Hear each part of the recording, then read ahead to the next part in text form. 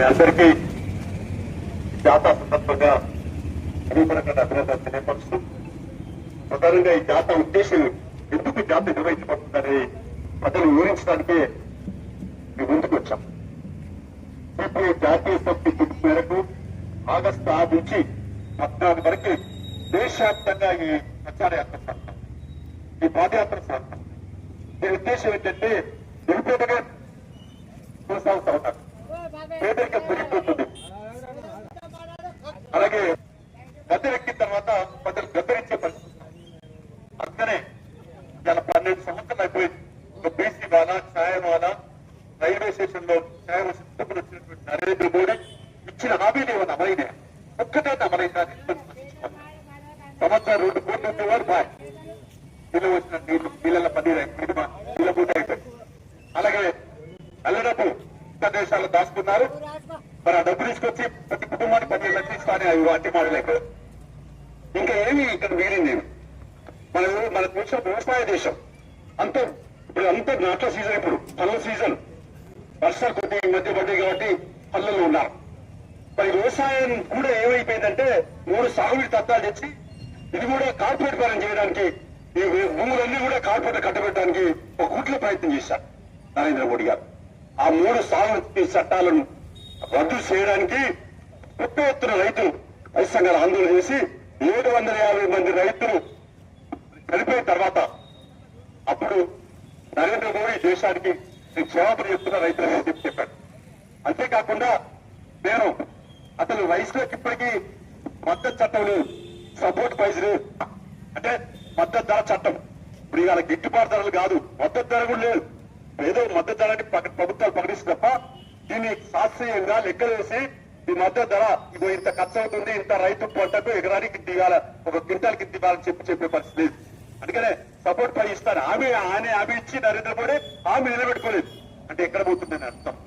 ఇంకోవైపున కార్మికులు, మీ అందరూ తెలుసు ఇవాళ కార్మికులు అంటే మరి అమాది కార్మికులు, రిక్షా కార్మికులు, లేకుంటే ఆటో కార్మికులు, లేకుంటే మరి కంపెనీలో పనిచేసేటువంటి కార్మికులందరూ కూడా అనేక సంవత్సరాలుగా పోరాటాలు చేసి 29 చట్టాలు సాధించుకుంటే వాటిని అన్నింటి రద్దు చేశాడు నరేంద్ర మోడీ. ఎవరిచ్చాడు అధికారం? చేతిలో అధికారం ఉంది కాబట్టి రద్దు చేశాడు. దాన్ని రద్దు చేసి 4 కోట్లకి విభజించి సమ్మె హక్కు లేదు, అంటే అడిగే హక్కు లేదు. జర్నలిస్టులు కూడా ఏమైనా ప్రశ్న వేసి రాస్తే వాళ్ళ మీద కూడా కేసు పెట్టేటువంటి దౌర్భాగ్య పరిస్థితి తీసుకొస్తా ఉన్నారు. అంటే ప్రశ్నించే గొంతుకలు నొక్కేసే పరిస్థితి చేస్తా ఉన్నారు. మా అందరికీ తెలుసు ఇప్పటికే అనేక మంది ప్రశ్నించే గొంతుకలు వరారాలటువంటి వాళ్ళను ప్రశ్నించినందుకు పూరేకాల పుట్ట కేసు పెట్టి జైల్లో పెడితే ఆయన బాంబేలో ఉన్నాడు. హైదరాబాద్ రారాదు, వరంగల్ రారాదు, ఎక్కడికి రారాదు, అక్కడనే రోజు ఆదరించుకుంటున్నారు. అంటే అటువంటి పుట్ట కేసులు పెట్టి ఇది ప్రజాస్వామ్యమా, ఇప్పుడు ఇంకా రాజద్రోహమా, రాజుల పరిపాలన చెప్పి అడుగుతా ఉన్నాం. అంతేకాకుండా ఇవాళ ఎస్సీ, బీసీ, ఎస్టీ, మైనార్టీలకు సంబంధించి సామాజిక న్యాయం కోరబడింది. ఇవాళ బీజే చట్టం వచ్చింది, మన అందరూ తెలుసు. జాతీయ గ్రామీణ ఉపాధి చట్టం, మహాత్మా గాంధీ జాతీయ దాన్ని రద్దు చేసేసి బీపీజీ రామ్జీ అని మన చట్టం తెచ్చి దాని కింద 60% కేంద్రం ఇస్తుంది, 40% రాష్ట్రానికి. ఇప్పటిదాకా కేంద్రం 90% ఇచ్చింది, 10% రాష్ట్రానికి. అసలు డబ్బంతా ఇప్పుడు రాష్ట్రాలలో వసూలయ్యేటువంటి ఇప్పుడు మన మున్సిపల్లో వ్యాపారం ఉన్నాయి, ఇక్కడ జిఎస్టీ కడుతున్నారు వీళ్ళందరూ. ఈ డబ్బంతా కూడా వీళ్ళు తెలియకుండానే గతానికి పోతుంది. ఈ డబ్బంతా కేంద్రానికి ఉంటుంది, రాష్ట్రానికి ఉంటుంది. కేంద్రం కూడా మళ్ళా రాష్ట్రానికి పంపాలి. అంటే వాళ్ళకి అనుకూలమైన రాష్ట్రానికి ఎక్కువ ఉంటారు, మరి ప్రతిపక్షాలు ఉన్న కాడ తక్కువ చేస్తారు. అలాంటి దుస్థితి ఉంటుంది. అయితే అంతా ట్యాక్సీలన్నీ అక్కడికి పోతున్నాయి. మరి ఇక్కడేమో నిర్వీర్యం చేసేదానికి ఇప్పుడు రాష్ట్రాల డబ్బే లేదు, బడ్జెటే లేదు. వీళ్ళకి సంబంధించి 40% వేస్తే రాష్ట్రాల్లో ఈజీ చట్టం అమలైతే లేదు. పేదవాడి బతుకు పెదవి చేతిగా మారిపోయింది. ఆఖరకు మరి వాళ్ళ దుర్మార్గమైన పద్ధతులు ప్రభుత్వం అనుసరిస్తాం. ఇంకోవైపు చూస్తే ఇలా ఉద్యోగాలు, ఏ ఉద్యోగాలు ఇస్తున్నారు? Contract, out sourcing. నువ్వు ఎన్ని రోజులు చేస్తే అన్ని రోజులు చేయి, లేకపోతే లేదు. అంటే నీకు యువతులకు భద్రత లేదు, ఉద్యోగ భద్రత లేదు. అంటే ఇలా అయ్యా నీ బాంఛం కాల్పుతానే పద్ధతుల్లో తిరిగి గండంగా వాళ్ళ జీవితాలు గడపాల్సిందే. అలాంటి దుస్థితిలో ఇవాళ ఈ దేశం పరిపాలన సాగుతా ఉంది. డాక్టర్ బిఆర్ అంబేద్కర్ రాజ్యాంగంలో ఏం పొందుపరిచాడు ప్రాథమిక హక్కులు? ఆయన ఇప్పుడే మన అంబేద్కర్ గారికి పూలమాలేసి ఇవాళ అర్పించాం. ఆయన ఏం చెప్పాడు? ఈ దేశం డబ్బు ఉన్న సంపన్న దేశమే, కానీ డబ్బు కొద్ది మంది చేతిలోనే. అందరికి అందాలా, అందరికి చెందాలా, ప్రతి వాడికి కూడు, గుడ్డ, విద్య, వైద్య సౌకర్యాలు కల్పించాలని రాజ్యాంగంలో ప్రాథమిక సూచనలో మనం ప్రవేశ పీఠికలు పెట్టాడు. ప్రాథమిక హక్కులు కల్పించారు. ఇలా అందరికీ ఓటు హక్కు ఇచ్చారు. ఆయన చేయబట్టి ఇచ్చారు. ఇలా లేకపోతే ఆ ఓటు హక్కు కూడా తీసేవాళ్ళు చెప్పలేము. రాజ్యాంగంలో పకడ్బందీగా చేశారు. ఏమైంది ఇవాళ? విద్య ఏమైంది? కార్పొరేటీకరణ అయిపోయింది. ప్రభుత్వాలు దుప్పేసుకుంటా ఉన్నాయి. ఏమైనా ఫీజు, ఇప్పుడు ఫీజు రియంబర్స్మెంట్ కట్టాల్సింది మన తెలంగాణలో. ఫీజు రియంబర్స్ కట్టకపోతే నాకు చాలా మంది ఫోన్ చేస్తారు, అయ్యా సర్టిఫికేట్ ఇస్తలేదు, మేము పైకి ఎక్కడికి నౌకరీ పోదామంటే, లేకపోతే ఇక్కడ ఇంట్లో 5,000 చదువుతామంటే సర్టిఫికేట్ ఇస్తలేదు. ఇంజనీరింగ్ పాస్ అయినారు, సర్టిఫికేట్ ఇస్తలేదు. లేదా హై స్కూళ్లలో, డిగ్రీ కాలేజీలలో సర్టిఫికేట్ ఇస్తలేదని చెప్తా ఉన్నారు. అంటే ఎటువైపు పోతుంది పాలకులు? ఎవరు పెట్టుకున్నా ఫీజు రియంబర్స్మెంట్ మీరు ఓట్ల కొరకు పెట్టినారు. రాజ్యాంగం చెప్తున్నది నిజమే, రాజ్యాంగం కాదు, ఓట్లు ముఖ్యం కాబట్టి పెట్టినారు. ఇప్పుడు దాన్ని కూడా అమలు చేస్తలేరు. పేదవాడి భక్తి ఏమైతుందంటే అటు సర్టిఫికేట్ ఇయ్యడా, మీరు తల్లిదండ్రులకి డబ్బులు ఇవ్వడా, ఏం చేయాలి? ఇది కుదో పెట్టుకుని మళ్ళా ఫీజు కట్టే పరిస్థితి వచ్చింది. ఎటువైపోతుంది దేశం అనేది? ఇలా ఫీజు బకాయిలు, విద్య కార్పొరేటీకరణ, పేదవాడికి అందుబాటులో లేదు. రకరకాల గురుకురాలు, నీకు మాటలు తప్ప చేతుల అమలు మానేటువంటి పరిస్థితి. వైద్యం చెప్పనక్కర్లేదు, కార్పొరేట్ వైద్యం.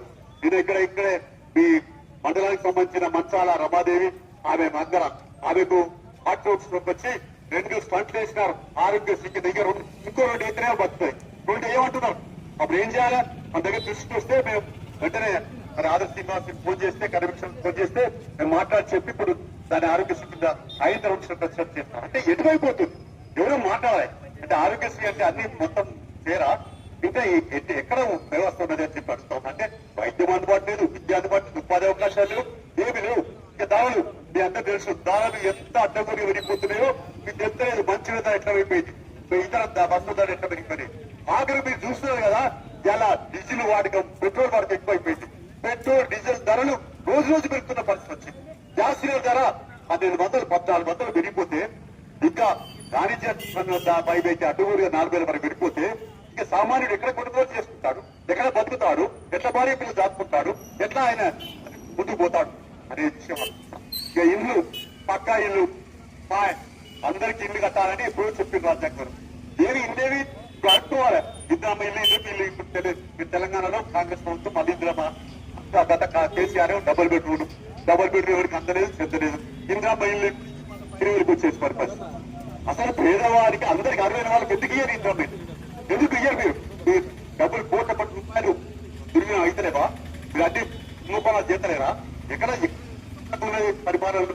అందుకనే పేదవాడికి వచ్చేసరికి మాత్రం అదే ఉన్నోళ్ళకైతే డబ్బు ఉంటుంది, కాంట్రాక్టర్లకు వాళ్ళ వీళ్ళకి ఇచ్చడానికి డబ్బు ఉంటుంది. సరే, ఇప్పుడు అందరికీ బిల్లులు పెండింగ్ ఉన్నాయి అనుకోండి. మాజీ సర్పంచ్లు కూడా పాపం 5 రోజులు కూడా వాళ్ళు కూడా చచ్చే పరిస్థితి వచ్చింది. మన మాందాపురంలో మరి పిల్లల సంపద అంటే ఆయన సూసైడ్ చేసుకుని చచ్చిపోయినాడు. ఎందుకు? బిల్లు రాక పనిచేసిన బిల్లు రాదు. ఇలాంటి దుస్థితి ఎట్లా ఎన్నాళ్ళు పరిపాలన నేను అడుగుతాను. అందుకనే ప్రజల అభివృద్ధి చైతన్యపరచడానికి యువకులారా కళ్ళు తెరవండి, యువకులారా ఆలోచించండి, భవిష్యత్తు బాటలు వేయండి. భవిష్యత్తు అంతా మీదే. కాబట్టి ఇవాళ భారతదేశంలో ఉన్నటువంటి బీజేపీ ఎన్డీఏ ప్రభుత్వం మతోన్మాదం పేరుతో ఉన్మాదాన్ని రెచ్చగొడుతూ తర్వాత రామ మందిరం అయోధ్యలో కట్టినారు. మనం అందరం వ్యతిరేకమా? రామరాజ్యం, రాముడు మంచివాడు, బుద్ధిమంతుడు. కానీ ఆ రాముని పేరుతో ఇక్కడ ఏం జరుగుతుంది? ఆ రామాయణంలోనే 70 సార్లు చోటు జరిగింది ఒక తండ్రి. అంటే ఎక్కడికి పోతున్నాయి ఈ పాలకులు? అంటే అది కూడా నరేంద్ర మోడీ నియోజకవర్గం. అది కూడా మనం ఆలోచించాలి. ఆయన గెలిచిన ప్రాంతంలో మరి వాళ్ళ దుస్థితి అట్లా ఉన్నది. అంటే ఆఖరికి రామునికి కూడా రక్షణ లేదు. రాముడి గుండె సొమ్ము కూడా గురించే పరిస్థితి వస్తే ఇది ఎటువైపోతుంది పరిపాలన? జవాబుదారులు ఎక్కడుంది, బాధ్యత ఎక్కడుంది నేను అడుగుతా ఉన్నాం. అందుకని ఇలాంటి సమస్యల పైన నరేంద్ర మోడీ నీకు ఇంకా కొనసాగే హక్కు లేదు. ఇప్పుడు ఇవాళ ఈ మధ్య చూస్తా ఉన్నాం, నీటి పేపర్ లీకేజ్ అయితే ఏమైంది ఇవాళ చూస్తున్నాం కదా. విద్యార్థులంతా కన్నెర చేసి జంతర్ మంతర్ దగ్గర వేలాది మందిగా లక్షలాది మందిగా కదిలితే అప్పుడు మరి నరేంద్ర మోడీ కళ్ళు వెళ్ళాల్సి వస్తా ఉంది.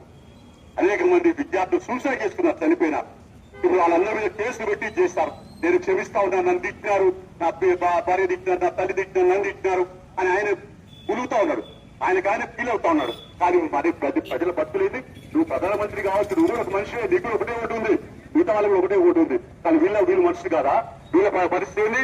ఇలా ఇలాంటి అనేకమైనటువంటి బస్సులు మనం స్పందించాల్సిన అవసరం ఏర్పడతాం. అందుకనే ఇవాళ నీటి పరీక్షల మీద ఇప్పుడు ఆఖరికి ఏమైంది, ఆ లీకేజ్ మీద చట్టం తీసుకొచ్చి ఎప్పుడు చట్టం దొంగలు పడ్డాక ఆ నెల కుక్కలు మురిగినాట వెనుక సామెత గట్ల వచ్చింది. అంటే ఎంతో మంది చచ్చిపోతే గానీ మీరు దాని మీద చట్టం చేయరా, ఇదేనా మీ పరిపాలన అని అడుగుతా ఉన్నాం. ఇంకోటి మేము అందరూ తెలుసు, ఇవాళ ఈవీఎంల ద్వారా ఎంత భూక జరుగుతుందో చూస్తా ఉన్నాం. అందుకనే ఎన్నికల విధానమే తప్పుగా ఉంది. డబ్బులు ఇష్టమైనట్టుగా పంచి ప్రజాసేవకులు ధర్మరవుతా ఉన్నారు. ప్రజాభక్షకులు డబ్బులు ఉన్న కోట్ల విషయవంతులే ప్రజాపతిలు ఎన్నికైతా ఉన్నారు. వాళ్ళే ఎమ్మెల్యేలు, వాళ్ళే ఎంపీలు, వాళ్ళే మంత్రులు, వాళ్ళే కార్పొరేట్ అధిపతులు, వాళ్ళే మొత్తం కాంట్రాక్టర్లు గుర్తిత అంతా వాళ్ళే డబ్బులు అవుతా ఉన్నారు. పేదవాడి బతుకు పెరుగు చేతిగా ఉన్నటువంటి పరిస్థితి. ఇలాంటి సమస్యల మీద మేము మరి ప్రజలు చైతన్యపరిచే లక్ష్యంగానే యాత్రలు కొనసాగిస్తా ఉన్నాం. అందుకని ఇవాళ మన దేశంలో ఎవరు బాగుపడ్డాడు, నరేంద్ర మోడీ వచ్చాక బాగుపడ్డాడు. నేను చాలా చెప్తా ఉన్నా, ఇక్కడ ఏ బీజేపీ నాయకుడైనా కేంద్ర మంత్రి బండి సంజయుడి మా పార్లమెంట్ అయినా అడుగుతా ఉన్నాం. ఈ నరేంద్ర మోడీ వచ్చినాక బాగుపడ్డోళ్ళు ఎవరంటే 2 కుటుంబాలు, ఆదాని అమ్మాని. ఈ 2 కుటుంబాల ఆస్తి ఎంత విరిగిపోయినంటే ప్రపంచంలో 3వ ధనవంతులుగా ఎదిగిపోయినారు. అసలు ఆదాని ఎక్కడోడు, గుజరాతోడు, ఈయన నరేంద్ర మోడీ ముఖ్యమంత్రి అప్పుడు వాటి కాంట్రాక్టర్. అటువంటి 1,00,000 కోట్ల శ్రీమంతులు అయిపోయినాడు. ఎట్లయితాడు? అప్పనంగా మరి అక్కసు మనుగాలు చేసినట్టుగా నరేంద్ర మోడీ ప్రజా సొమ్ములు అంటే మన సహజ వనరులు, బొగ్గు, గ్యాస్, నిక్షేపాలన్నీ వాళ్ళకి అట్టబెడితే వాళ్ళు కోట్ల లక్షల శ్రీమంతులు అయిపోయినారు. అందుకని అన్ని విషయాలు మనం ఆలోచించి రానున్న కాలంలో బీజేపీ అంటే ఎవరి పక్షం ఉంది? పేదల పక్షం ఉందా, రైతుల పక్షం ఉందా, కార్మికుల పక్షం ఉందా, కూలీల పక్షం ఉందా, ఎస్సీ బీసీ ఎస్టీ వర్గం ఉందా అడుగుతా ఉన్నాం. ఎవరి పక్షం కాదు, వాళ్ళు ఉన్న వల్ల కార్పొరేట్ శక్తుల పక్షం. అందుకనే రైతులకు 1 పైసా రుణమాఫీ చేయరు కానీ కార్పొరేట్ శక్తులు మాత్రం 14 లక్షల కోట్లు రుణమాఫీ చేశారు. అంటే ఈ రకంగా ఎటువంటి పోతుంది దేశం ఆలోచించాలి. ఇంకోవైపున ఇవాళ ప్రజాపతిని ఎవరికి గెలుస్తా ఉన్నారు? మరి డబ్బుల్లోనే గెలుస్తా ఉన్నారు. అనే డబ్బుల్లోనే గెలిచే కాదు, ఇంకోవైపున అంతకులు, గుండాలు, మానభంగాలు చేసిన వాళ్ళు ఎమ్మెల్యేలుగా ఎంపీలు ఉంటున్నారు.